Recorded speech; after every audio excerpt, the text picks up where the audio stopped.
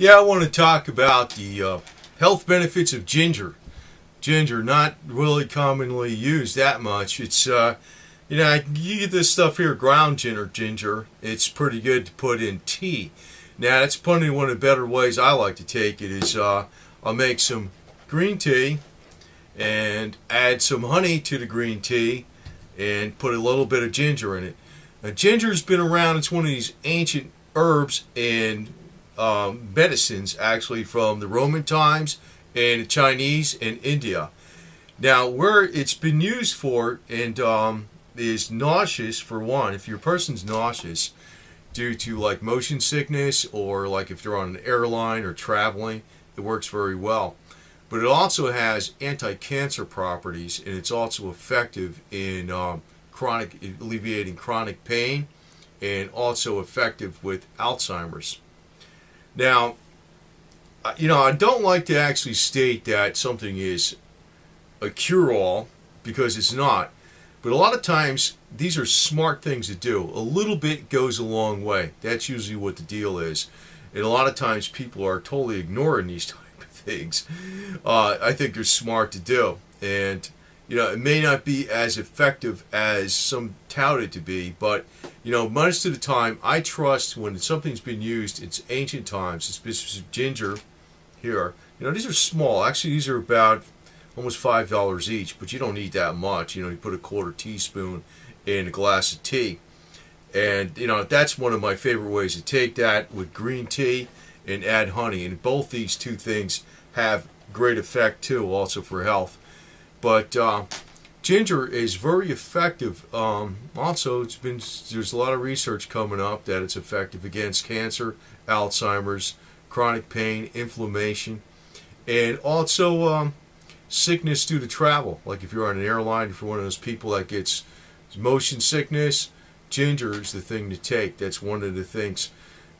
It's one of those deals that you should keep it in mind and do more often. And most people ignore it because it's not that commonly sold. I mean, you can get it in the supermarket, but most people would not look at the spice rack and pick up ginger.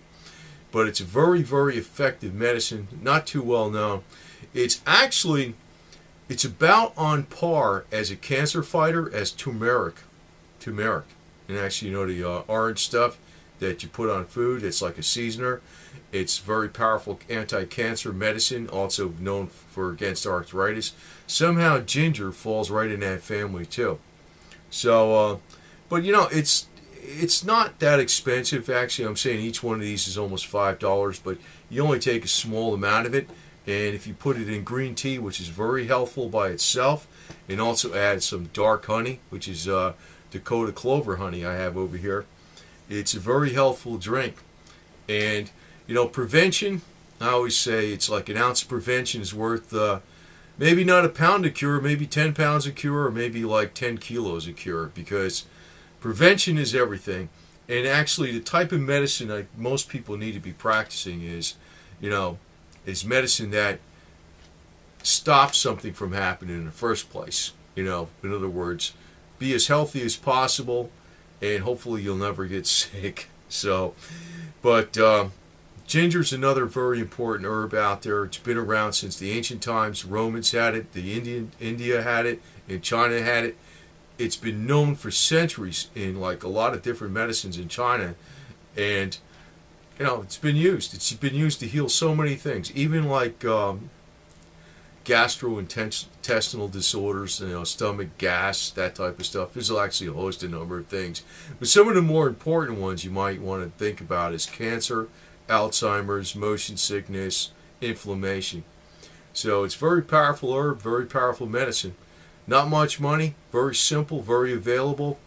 And, it'd be nice if our healthcare system emphasized natural, good health versus, pumping us up with pharmaceuticals when after you have a problem. It'd be good to prevent the problem in the first place.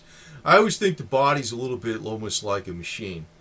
And, if you take care of the machinery and if the oils are correct and it's at the right temperature, the machine runs a long time. So, maintenance and prevention has a hell of a lot to do with things just as much. It's more important in that you don't want something to break and have to go to the doctor and take the heavy-duty pharmaceutical pills. You want to do a little preventive medicine. And this is true medicine. I mean, really it is, because, going back to the Roman times, going back to the, Chinese in the ancient world, it's been used extensively. And, it's something that seems to permeate different cultures, and it's been used by different peoples throughout the world. It tells you it must work. Maybe it's a little bit of a folklore if it's isolated to just one area. It seems that, if it's been used in the ancient times in India, it's been used in China, and it's been used in Rome, it tells you there's something special about it, and it must be effective.